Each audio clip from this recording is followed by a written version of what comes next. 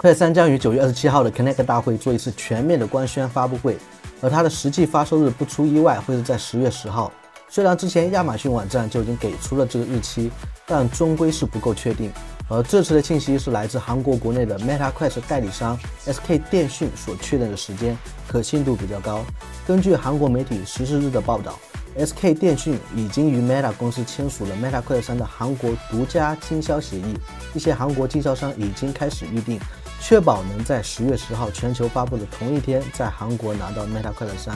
所以咱们大陆的朋友要是想买，那就10月10号直接在各区亚马逊网站直接订购。一般来说2个礼拜内肯定到。我记得Quest 2那会儿我买的日区，朋友买的美区，我寻思日本离得近应该更快，结果最后我朋友的物流时间是比我短的，所以这个具体实现还是很难说的。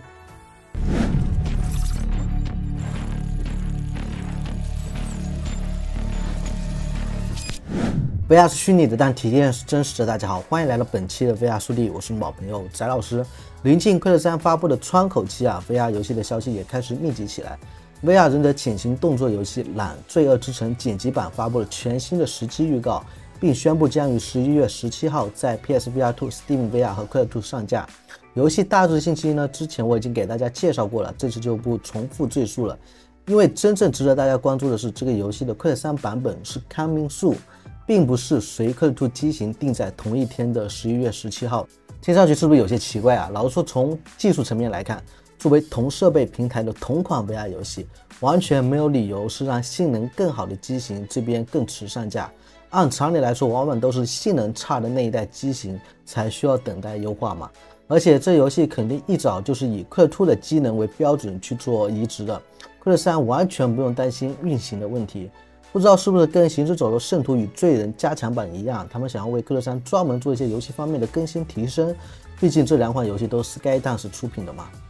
通过混合现实玩俄罗斯方块是什么体验呢？一款以俄罗斯方块为灵感的 VR 益智游戏扭扭乐将于14号率先上架 Quest。 游戏把从上至下的俄罗斯方块单一平面窗口布局变成了更适合 MR VR 交互的圆柱体，玩家一边360度扭动旋转圆柱体，一边释放方块进行清除。游戏分为2种模式，一边就是俄罗斯方块那样的填充消除，还有一种就是相同颜色连成线的清除。每种类型都有3种难度的无尽模式和24个关卡，每次通关关卡将解锁新的塔楼、积木、音乐和环境，让 VR 玩家可以定制自己的游戏体验。不得不说，在透视模式下，这一类主打益智消磨时光的 MR 小游戏，就像手游上的连连看消消乐，还是很有机会去大放异彩的。而且这个开发者确实有将俄罗斯方块的经典玩法和独创的新机制相结合。唯一的缺点，我个人觉得就是方块的图形质量只有简单的纯色。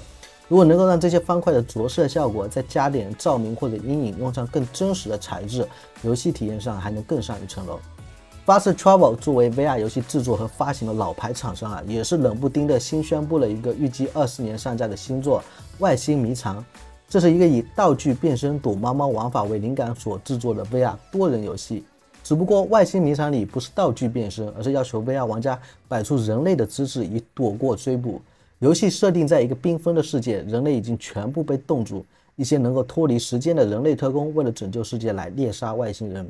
游戏设计为一场比赛可容纳5名玩家，分为3名外星人和2名特工。外星玩家以非人类形态开始游戏，很容易被猎人发现。不过当他们在地图上移动时，只要按下一个按钮，他们就能凝固成一个人类姿势，变成一个被冻住的人类伪装起来，而周围都是其他系统已经生成好的人体冰棍。人类特工玩家就可以使用枪支和侦察工具来抓捕外星人，但是枪支和子弹是有限的，且射速比较慢，需要仔细判断。而外星人这边是用手轻轻碰一下特工的身体，便能将他们反杀。所以如何把握靠近的距离而不被发现是游玩的技巧所在。整个玩法设计还是相当有趣的，期待能够早日看到成品，预计会上架全部的主流 VR 平台。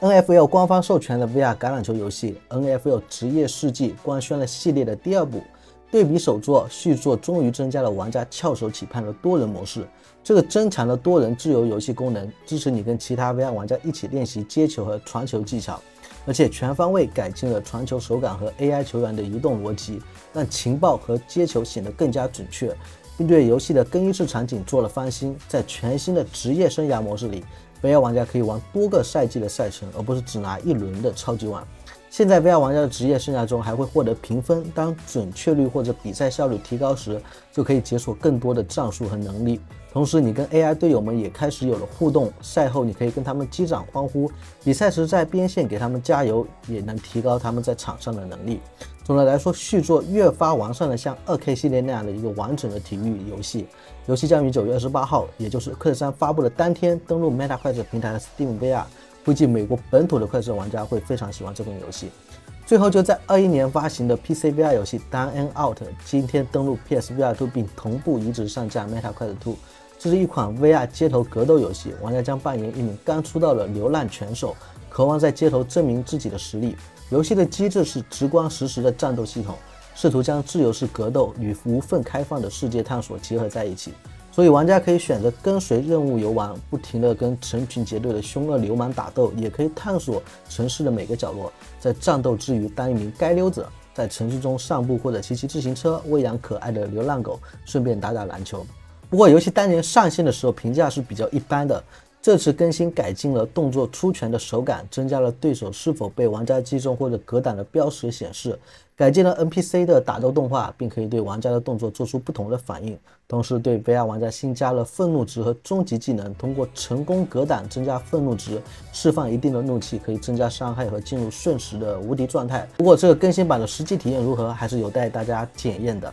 OK， 那本期的视频就到这里。我们是不等待 VR 成熟，是要陪着 VR 成熟蹂躏 VR 轴圈。如果你也是对 VR 相关感兴趣，欢迎关注我的频道，点赞、投币、转发3连。那我们下期视频再见。